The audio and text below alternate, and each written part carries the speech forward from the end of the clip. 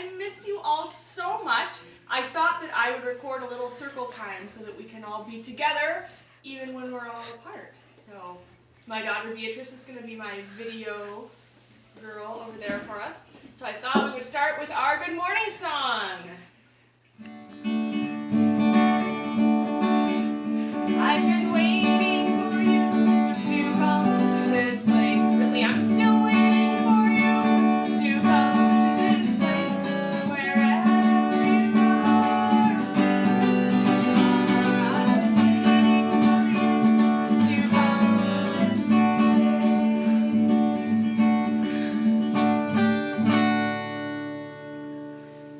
All right. Well, I would ask you which songs you wanted to hear, but you're not here. But I have a feeling if I ask you what song you'd want to hear, you would say jumping, jumping, jumping. So I'm going to play jumping, jumping. All right, Beatrice, you ready? Yeah, I'm ready. All right, here we go. Jumping, jumping, jumping, jumping, jumping, jumping, jumping, jumping, jumping, jumping, jumping, jumping, jumping, jumping, jumping, jumping.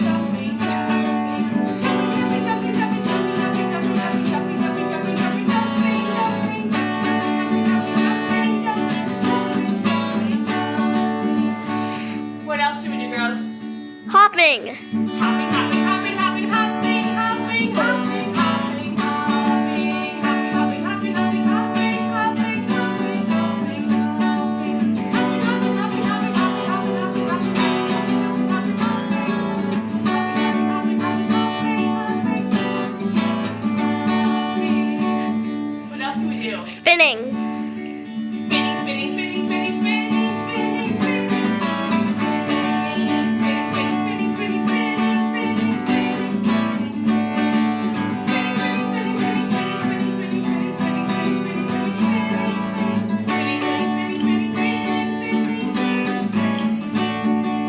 Pick one more. How about dancing? Dancing, dancing, dancing, dancing, dancing,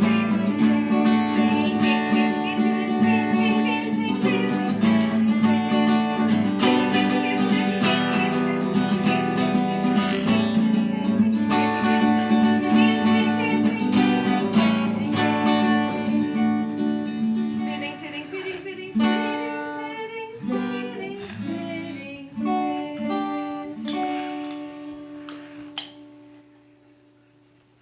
All right. Tomorrow, I'll try to make another video for you, and if you have a song you want me to play, tell your mom or dad to send me a message or a comment on our Facebook page, and I will try to play the song that you want to hear. I know you're going to say Aiken Drum, aren't you? I can tell. All right, I have a book for you. Here, Beatrice, why don't you scoot up a little bit so that you can see the pictures real good. Doesn't matter if you can see me as much as the pictures. This is an old book, and it's called Benjamin Dilley's Thirsty Camel by Jolly Roger Bradfield. And I think this is a good book for right now because it's about a little boy, and things are going totally crazy in his house. And he knows exactly how to fix them, but nobody will listen to him because he's just a kid. And the pictures are totally the best part of this book.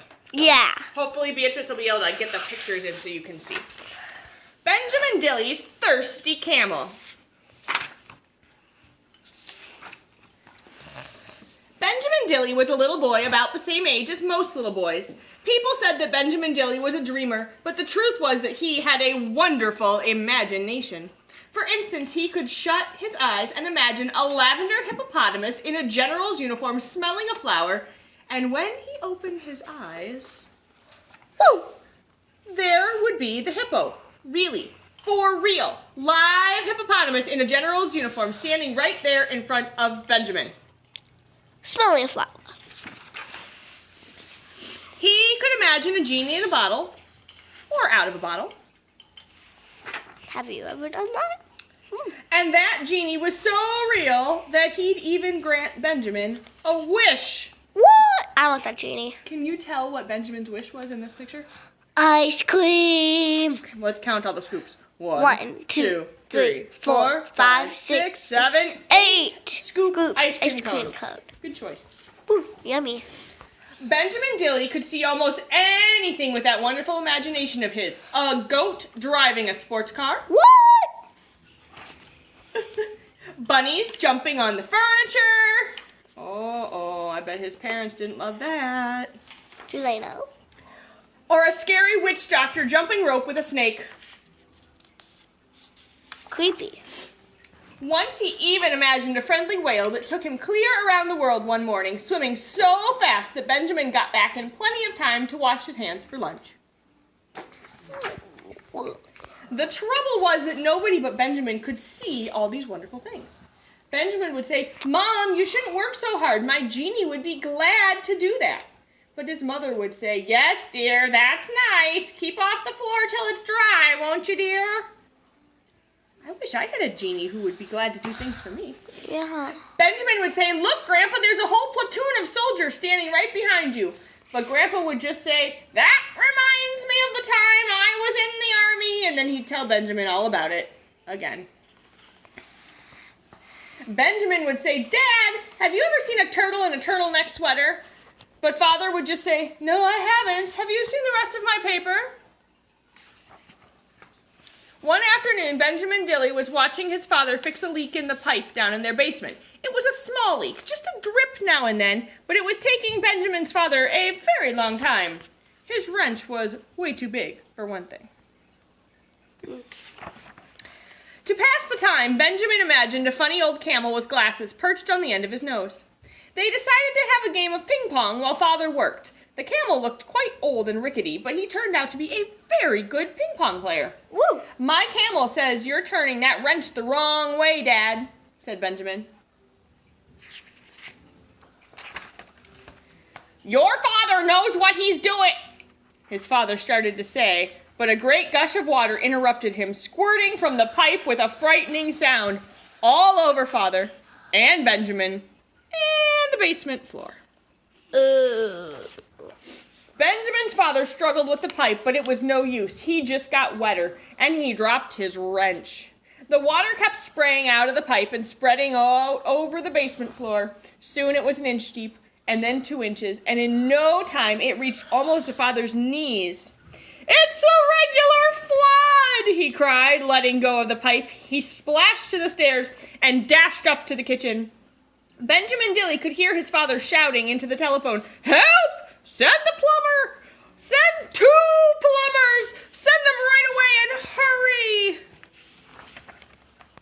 Benjamin looked at the water rising around his tummy. "Do something, Mr. Camel," he shouted. "Glad to," said the camel. First he found Father's big wrench. Using it to turn the pipe, the opposite way that Father had, he managed to stop the frightening rush of water almost at once.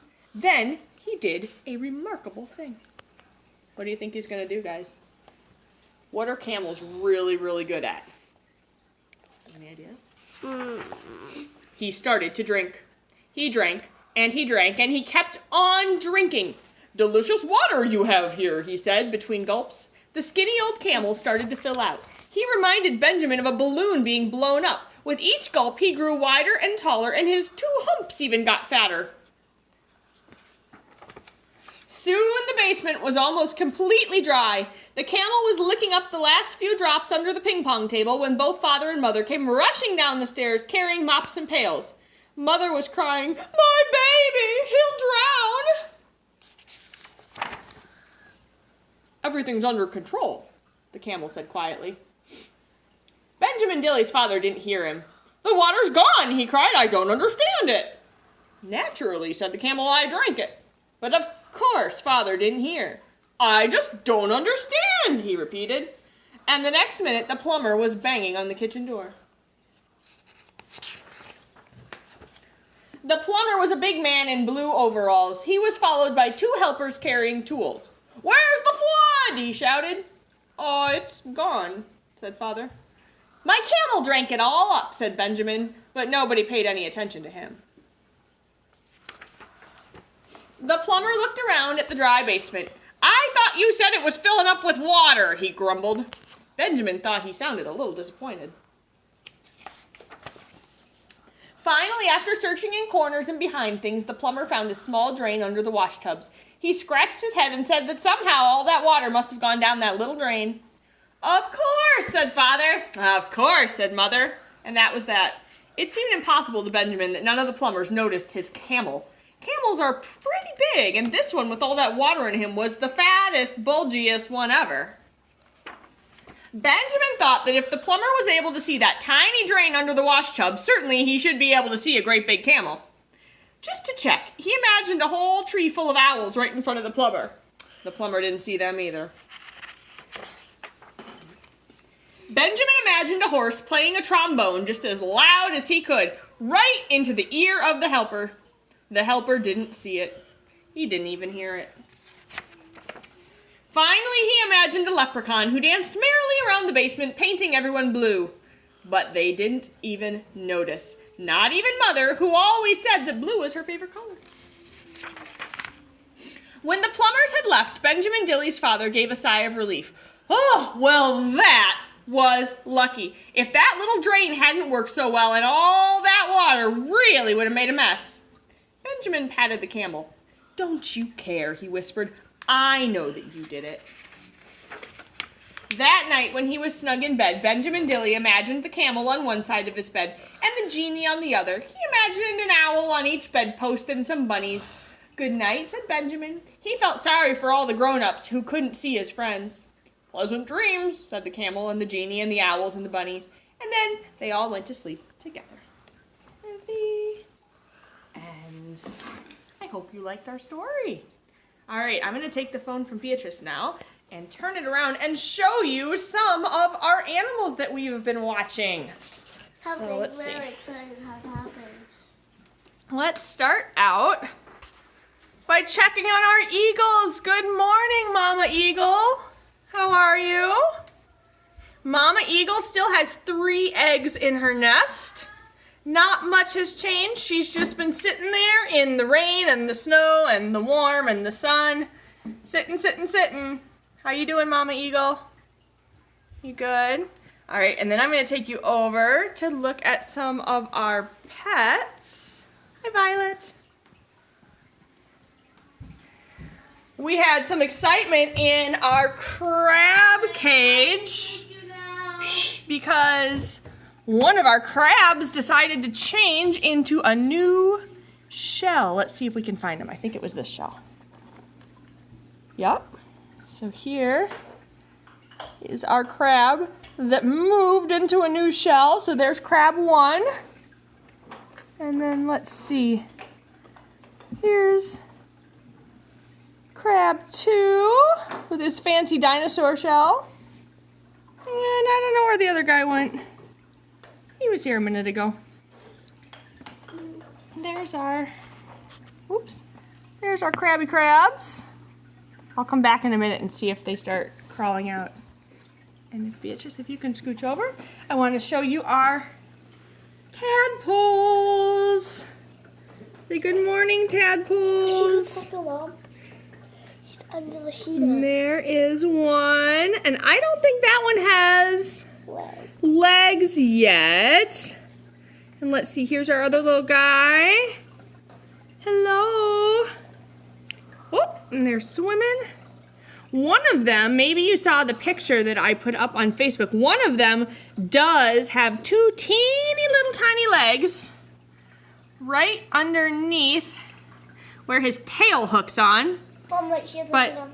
they're kind of swimming around really fast, so they don't really want me to see. And then there's our other guy over there in the corner by the heater where he likes to hang out. And there's the pleco. He might be the one with the legs. I can't tell. Yeah, he's the one with the legs.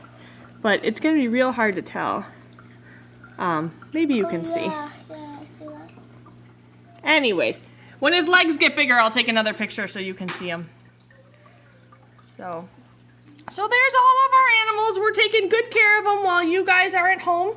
I hope you're having a wonderful time home with your families, and I hope you're all staying well. And know that I miss you, and I can't wait to see you all. All right, have a wonderful day. Bye.